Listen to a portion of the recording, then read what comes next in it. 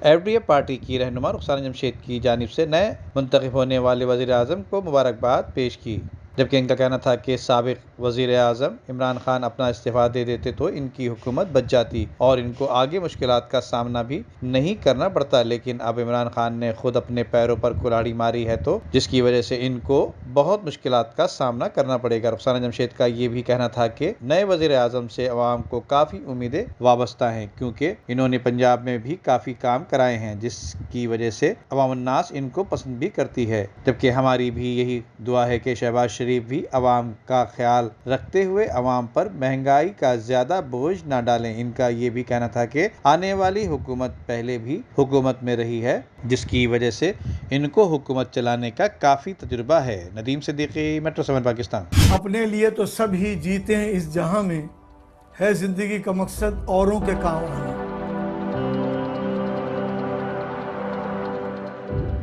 आपका थोड़ा बहुत दिया हुआ भी किसी की जिंदगी में इनकलाब पैदा कर सकता है। दुनिया में सबसे अच्छे लोग वही हैं जो दूसरों के काम आते हैं। रकम छोटी भी हो तो किसी चेहरे पर मुस्कुराहट आ जाए